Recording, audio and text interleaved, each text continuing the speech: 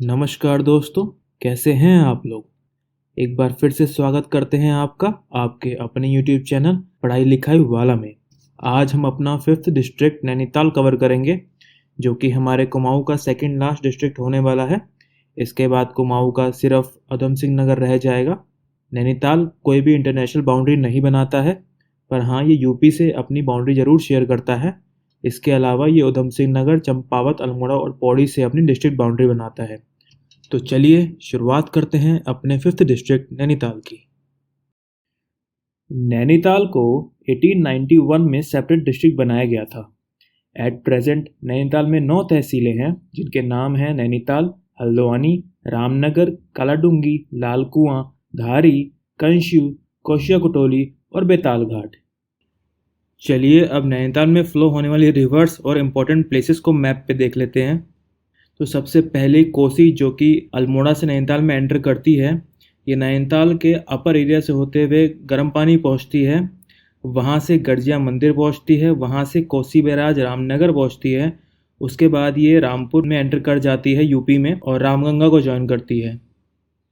इसके अलावा जो वेस्टर्न रामगंगा है वो ऊपर से अल्मोड़ा से कॉर्बेट में एंटर करती है और उसके बाद वापस पौड़ी गढ़वाल में एंटर कर जाती है। इसके अलावा एक छोटी रिवर है शिप्रा रिवर, जो शामखेत से ओरिजिनेट होती है और भवाली से होती हुई कैंचीधाम पहुंचती है और वहां से कोसी रिवर को ज्वाइन कर लेती है आगे। इसके बाद नेक्स्ट रिवर है गोला रिवर, जो कि काफ़ी इंपॉर्टेंट है। ये 7 साल से ओरिजिनेट होती है, वहाँ से रानीबाग होती हुई काठगोदाम होती हुई हल्द्वानी पहुँचती है।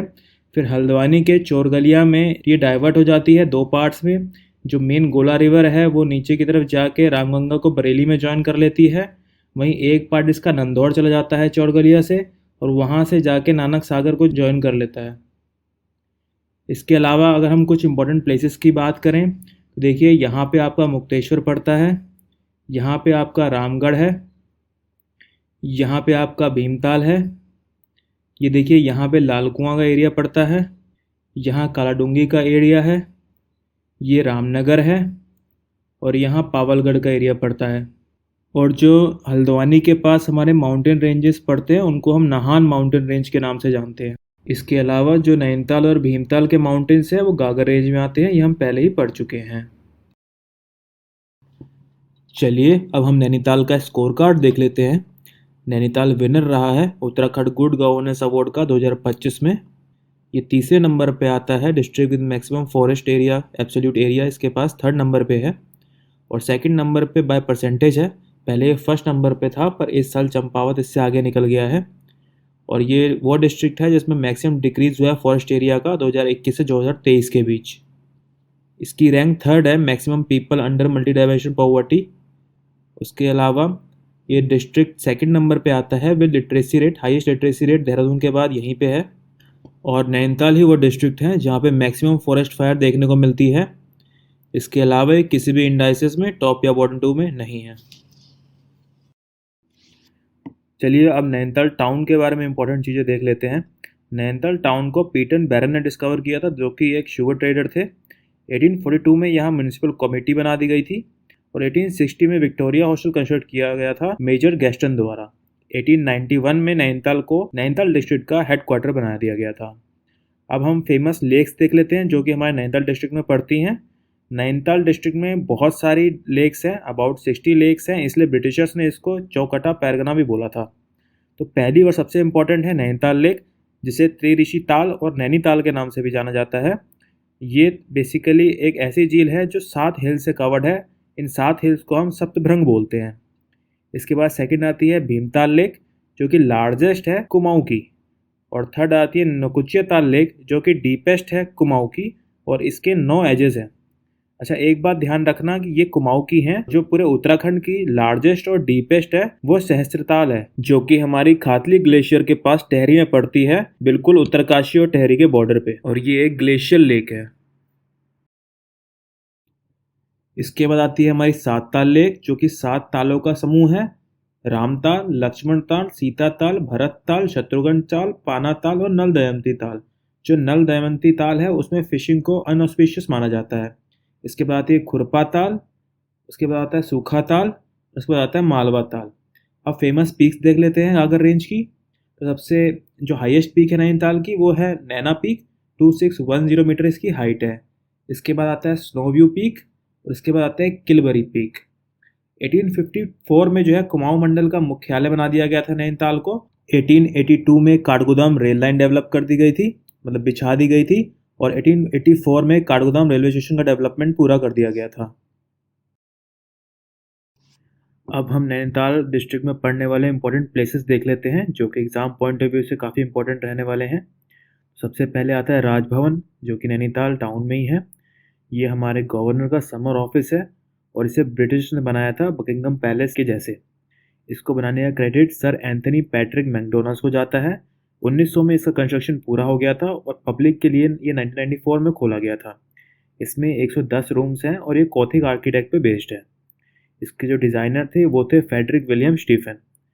फर्स्ट वन महोत्सव जो हुआ था इंडिया में वो 1950 में यहीं पे ऑर्गेनाइज किया गया था। इसके बाद आता है हमारा नैना देवी मंदिर, जो मोतीलाल शाह ने इस्टेब्लिश करवाया था, पर 1880 की लैंडस्लाइड में काफ़ी डिस्ट्रक्ट हो गया था, इसलिए 1882 में इसे रिकंस्ट्रक्ट करवाया गया था। इसके बाद आता है हमारा कैंची धाम। आज की डेट में शायद ही कोई इंडिया में होगा जो कैंची धाम को ना जानता हो। ये शिप्रा नदी के तट पर है और इसको 1962 में नीम करौली बाबा ने इस्टेब्लिश किया था। नीम करौली बाबा जी का जो असली नाम है वो लक्ष्मी नारायण शर्मा था। इसके बाद आता है हमारा कॉर्बेट नेशनल पार्क, जो कि पौड़ी और नैनीताल दोनों डिस्ट्रिक्ट में पड़ता है। नैनीताल में इसका 208 किलोमीटर स्क्वायर एरिया है और पौड़ी में इसका 312 किलोमीटर स्क्वायर एरिया है। इसको 1936 में इस्टेब्लिश किया गया था एज हेली नेशनल पार्क। 1957 में इसका नाम कॉर्बेट रख दिया गया था, कॉर्बेट नेशनल पार्क। इसका जो एंट्री गेट है जो आपको दिखाई दे रहा है, ढिकाला एंट्री गेट है। और जो जिम कॉर्बेट जी का पुराना घर था उसको अब हमने कॉर्बेट म्यूजियम बना दिया है, वो कालाडूंगी में लोकेटेड है। ये देखिए, ये रहा उनका घर और जिम कॉर्बेट म्यूजियम। इसके बाद आता है हमारा गोराखाल सैनिक स्कूल। इसके बाद आता है हमारा Aryabhatta research institute of observational science, ARIES, जिसको वाराणसी में इस्टेब्लिश किया गया था 1954 में। उसके बाद 1955 में इसको शेरकांडा हिल्स नैनीताल में शिफ्ट कर दिया गया था और उसके बाद इसको मनोरा हिल्स पे शिफ्ट कर दिया गया था 1961 में। इसको 2004 में हमने सेंट्रल बॉडी बनाया था under science and technology department, और 2016 में हमने यहाँ पे एशिया की लार्जेस्ट ऑप्टिकल टेलीस्कोप को इनोग्रेट किया था बेल्जियम की हेल्प से। यहाँ पे दो और इम्पोर्टेंट टेलीस्कोप हैं, एक है संपूर्णानंद ऑप्टिकल टेलीस्कोप जिसको 1972 में इस्टेब्लिश किया गया था, और एक है देवस्थान फास्ट ऑप्टिकल टेलीस्कोप जिसको 2010 में इस्टेब्लिश किया गया था। इसके बाद आता है हमारा IVRI मुक्तेश्वर। IVRI की full form Indian veterinary research institute. इसको 1893 में इस्टेब्लिश किया गया था और इसको मक्का ऑफ वेटनरी साइंसेज बोला जाता है। यहाँ पे रानीखेत फ्लू की जो है हेंस में वैक्सीनेशन को फाइंड किया गया था और ये काफ़ी अच्छी जगह है। तो कभी अगर आपका पेट बीमार होता है या आपको कोई रोड साइड एनिमल दिखता है जो कि बीमार हो तो आप उसको यहाँ ले जा सकते हैं। इसके बाद आता है हमारा doctor RS Tolia Uttarakhand academy of administration, जो कि बहुत जल्द आप लोगों का फ्यूचर होने वाला है। इसको इस्टेब्लिश किया गया था इलाहाबाद में as officers training school in 1951। बाद में इसको नैनीताल में शिफ्ट किया गया 1971 में। उसके बाद इसको 1974 में रीनेम किया गया था एज UP एडमिन एकेडमी, और फाइनली इसका नाम 2000 में RS टोलिया एडमिनिस्ट्रेशन ट्रेनिंग इंस्टीट्यूट रख दिया गया था। इसके बाद आता है हमारा महादेवी वर्मा म्यूजियम, जो कि रामगढ़ में है। यहाँ पे रविन्द्रनाथ टैगोर और महादेवी वर्मा ने विजिट किया था। इसके बाद आता है उजाला Uttarakhand judicial and legal academy, जो कि भवाली में है। इसको 2004 में इस्टेब्लिश किया गया था और ये फंक्शनल 2008 से हुआ था। यहाँ पे हमारे सबऑर्डिनेट जजेस और प्रोसिक्यूटर्स की ट्रेनिंग होती है, तो आप में से कोई अगर लीगल की तैयारी कर रहा है तो ये आपका फ्यूचर है। इसके बाद आता है इंदिरा गांधी इंटरनेशनल स्टेडियम, जो कि हल्द्वानी में है। इसके बाद आता है हमारा हिमालय म्यूजियम। इसको 1987 में इस्टेब्लिश किया गया था कुमाऊं यूनिवर्सिटी में नैनीताल में। यहाँ पे आप देखिए इसकी फ़ोटोज़ देख सकते हैं और यहाँ पे आपको काफ़ी ज़्यादा हिस्टोरिकल हमारी चीज़ें मिलेंगी। तो अगर आप यहाँ पे विज़िट करते हैं तो आपकी हिस्ट्री, उत्तराखंड हिस्ट्री काफ़ी एनहेंस हो जाएगी, या आप ये जो लिंक्ड है इस लिंक में जाके ये ब्लॉग भी देख सकते हैं। इसके बाद आता है हमारा Uttarakhand centre for climate change. ये भी कुमाऊं यूनिवर्सिटी का पार्ट है और ये भी नैनीताल में है। इसके बाद आता है TB सैनिटोरियम भवाली। इसको 1912 में इस्टेब्लिश किया गया था। इसके बाद आता है मोस गार्डन, जो खुरपाताल में है और ये रिसेंटली ही इस्टेब्लिश किया गया है। ये पहला मोस गार्डन है इंडिया का, इसलिए इम्पोर्टेंट हो जाता है। मॉस एक ऐसी घास होती है जो कि वाटर को एब्जॉर्ब करती है, लेकिन लीफ से करती है, रूट से नहीं करती। तो ये सॉइल इरोजन प्रिवेंट करने में काफी हेल्पफुल होती है। और सेकेंड वर्ल्ड वॉर के बाद जब कॉटन की कमी हो गई थी तो मॉस को यूज किया गया था वुंड्स को हील करने के लिए। इसके बाद आता है हमारा directorate of cold water fisheries, जो कि भीमताल में है। इसको एस्टेब्लिश किया गया था 1987 में as per 7th planning commission, और ये इंडिया का ओनली इंस्टीट्यूट है जो कोल्ड वाटर फिश को स्टडी करता है। इसको हमने 21 फेब 2025 को एलिवेट कर दिया इसके स्टेटस को। इसको सेंट्रल इंस्टीट्यूट बना दिया है of cold water fisheries and research, तो इसलिए ये इंपॉर्टेंट हो जाता है। इसके बाद आता है हमारा फोक कल्चर म्यूजियम, जो डॉक्टर यशोधर मठपाल ने इस्टेब्लिश किया था 1983 में। अब डॉक्टर यशोधर मठपाल ने इसको खुद से इस्टेब्लिश किया है और अपने घर पे किया है, तो ये काफ़ी इंपॉर्टेंट हो जाता है। और डॉक्टर यशोधर मठपाल कौन थे, अगर आपको ये याद नहीं आ रहा है तो आप फिर जाइए और अल्मोड़ा की वीडियो देखिए, क्योंकि इन्होंने 2 और डिस्कवरीज की हैं, तो आपको ये याद होना चाहिए। इसके बाद आता है इंस्टीट्यूट ऑफ बायोटेक्नोलॉजी। इसको हमने इस्टेब्लिश किया था as state vaccine research centre 1903 में, और यहाँ पे स्मॉल पॉक्स की वैक्सीन को फाइंड किया गया था, और इसको अब जो है एग्रीकल्चर यूनिवर्सिटी पंतनगर को हैंडओवर कर दिया गया है। इसके बाद आता है Himalayan chamber of commerce industries, Nainital में है ये।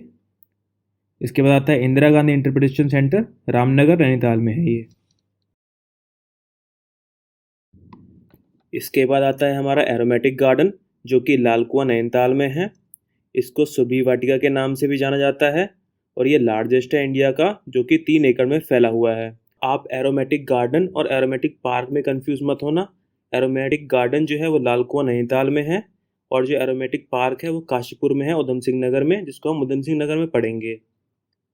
अगला आता है पॉलिनेटर पार्क, जो कि हल्द्वानी नैनीताल में है। इसको 2020 में इस्टेब्लिश किया गया था, और ये इंडिया का पहला पॉलिनेटर पार्क है। 4 एकड़ लैंड में फैला हुआ है ये, और ये पार्ट है हमारा biodiversity park Uttarakhand forest research के, जो कि हल्द्वानी में है। तो ये काफ़ी इंपॉर्टेंट हो जाता है, आप इसको भी याद रखेंगे। इसके बाद आता है हमारा बटरफ्लाई रिसर्च सेंटर, जो कि भीमताल में है, और ये भी प्राइवेटली ओन्ड है। इसके बाद आता है हमारा टार, treaty and aboriginal rights research centre, ये भी नैनीताल में ही पड़ता है। इसके बाद आता है हमारा सेंट्रल हिमालयन एनवायरमेंटल एसोसिएशन, ये भी नैनीताल में है। चलिए अब हम रामनगर नैनीताल की बात कर लेते हैं। रामनगर, जिसको रामसे ने इस्टेब्लिश किया था 1850 में कोसी नदी के तट पे। इसका एंशियंट नाम इसलिए रामसे नगर था, और यहाँ पे बहुत इंपॉर्टेंट मंदिर पड़ता है गर्जिया देवी मंदिर, जो कि कोसी के बैंक में है, जैसा कि आप इमेज पे देख सकते हैं। इसके बाद आता है माँ शीतला मंदिर, जो कि रानीबाग काठगोदाम में है। इसके बाद आता है भीमेश्वर महादेव टेम्पल, जो कि भीमताल में है। मान्यता ये है कि इस टेम्पल की स्थापना भीम ने करी थी, और जब भीम ने यहाँ पे शिवलिंग की स्थापना करी थी तब उनको शिवलिंग पे चढ़ाने के लिए जल नहीं मिल रहा था, तभी उन्होंने जो है भीमताल को डिस्कवर किया था। इसके बाद आता है जिया रानी मेला, जो कि मकर संक्रांति पे ऑर्गेनाइज किया जाता है। अब जिया रानी कौन है, वैसे तो ये हम पर्सनैलिटीज में पढ़ेंगे, पर जिया रानी के नाम पे ही रानीबाग का नाम रानीबाग पड़ा है, और ये एक कत्यूरी रानी थी जो कि काफ़ी ब्रेव थी। यहाँ पे चित्रशिला घाट भी है और जिया रानी गुफा भी है, ये दोनों ही जिया रानी से रिलेटेड है। इसके बाद आता है मल्टीपर्पज़ जामरानी डैम प्रोजेक्ट, जो कि 14 मेगावाट का प्रोजेक्ट है। इसको कॉन्सेप्चुलाइज तो गोला रिवर पे 1975 में ही कर लिया गया था, पर इसका फंडिंग अप्रूवल 2022 में हुआ था, और कंस्ट्रक्शन इसका स्टार्ट कर दिया गया है। ये जो है आपका प्रधानमंत्री कृषि सिंचाई योजना के अंतर्गत आता है। इससे दोनों उत्तराखंड और यूपी को हेल्प मिलेगी। उत्तराखंड के नैनीताल और हल्द्वानी को इरिगेशन की फैसिलिटी प्रोवाइड की जाएगी, और यूपी के बिजनौर और रामपुर को। इसके बाद आता है विक्टोरिया डैम, ये भीमताल में लोकेटेड है, और ये बेसिकली एक पिकनिक स्पॉट है। That's it. नैनीताल में इतनी इन्फॉर्मेशन थी जो आपके पेपर के लिए इम्पॉर्टेंट है, तो आप इसको बार बार देखिए, वीडियो को रिवाइज कीजिए, क्योंकि नैनीताल में जो इम्पोर्टेंट प्लेसेस हैं वो काफ़ी ज़्यादा हैं, तो ये सारी प्लेसेस आपके माइंड में अच्छे से फीड हो जानी चाहिए। मिलते हैं अगली बार आपसे एक नई वीडियो में एक नए डिस्ट्रिक्ट के साथ। तब तक के लिए अपने और अपने घर वालों का ख्याल रखें और खुश रहें। धन्यवाद।